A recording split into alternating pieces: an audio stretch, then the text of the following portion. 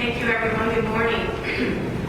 Thank you, Beth, and welcome to the 2014 annual meeting of the Association of Baltimore Area Grantmakers. This is my second annual meeting, which I can't believe is already here. I want to take a moment to thank our sponsoring members, BGE and Legg Mason, for their generous support of this event.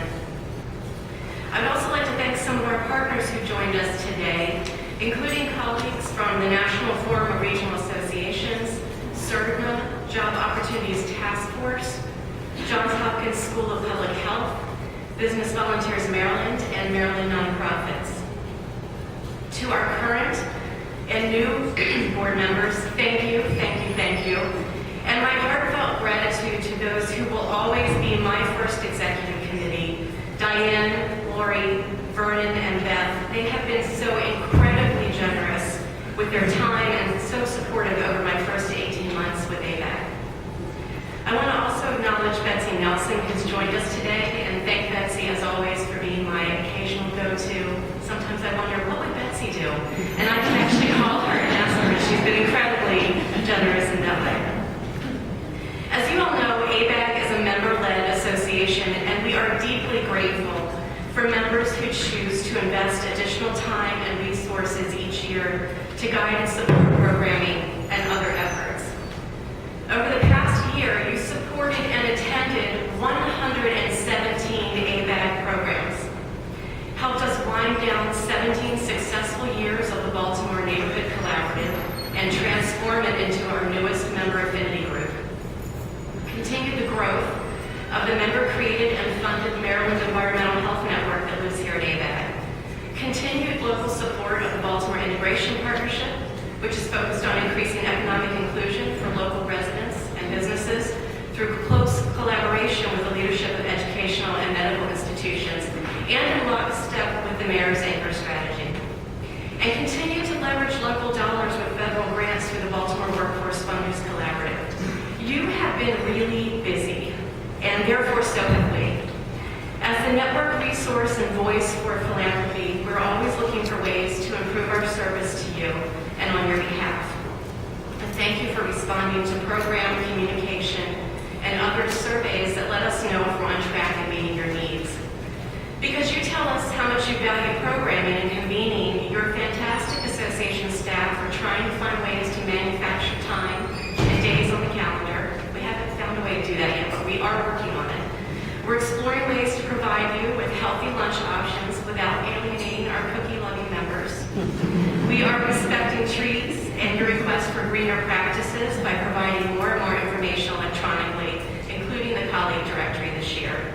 And we're always looking to showcase your good work while working to streamline our website and communications to keep the information we share as robust as ever and even more convenient and efficient for you to access, especially via tablets and smartphones. Many thanks to your core staff, Adam, Elizabeth, Kim, Buffy, and Elise, who deliver so much of what you value in ABAG membership, and to our wonderful program and project staff, Linda, Kurt, Allison, Jim, Karen, Meredith, Nicole, and Rebecca. And a very special thank you to Ann Sherrill, who has led the Baltimore Neighborhood Collaborative for 17 years, and who is now so gracefully shepherding its transition into an already very active affinity group. Please join me in a round of applause for your team.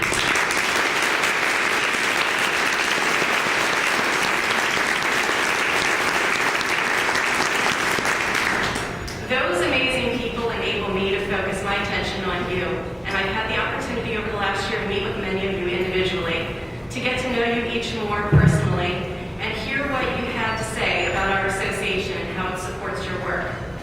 I've shared how I see my role as your association president as a broker of ideas, helping everyone to think in terms of what's possible. And yes, sometimes we're rebrokering ideas that we may have set aside because we weren't really ready or the time wasn't really right. And many of you shared with me that while you each value ABAG as a safe place for funders to connect and share, you sometimes want more. Almost universally, you each talked about greater alignment and action to achieve bigger impact. You told us in program surveys and one-on-one that you would like your ABAG staff to play a role in prompting that action conversation, to ask the question, what individual or collective action might members take as a result of this program? You're already seeing that happen in some of the programming you attend, and will increasingly hear staff asking the question as part of our routine meeting agendas. And I plan to continue our individual dialogues to engage as many of you as possible in conversations focused on ABAG's future and an update of our strategic plan. We'll be considering some big questions about ourselves as an association. How will we effectively brand ourselves and our role as a statewide philanthropic association? How will we effectively serve our members in Baltimore and across the state over the next 5 to 10 years?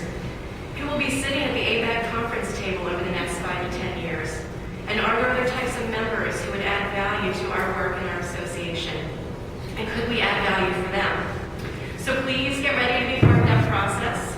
Anticipate surveys and calls from me asking for your thoughts. And because life is what happens while we're making plans, we won't be slowing down in the strategic roles we already play. We're a critical voice in Baltimore and across the state. We are unparalleled conveners of expertise, starting new conversations and shaking up some old ones as a role we must play. As an association, we've committed to taking action to advance diversity, equity, and inclusion in philanthropy. We're participating in the Take 5 campaign with the D5 coalition of philanthropic leaders across the country taking on this essential work. Sharing the language and tools to tackle some of the most difficult conversations in our communities could have the most profound impact on our work and be the difference we're trying to make in the communities we serve. Racial and economic inclusion is arguably the most important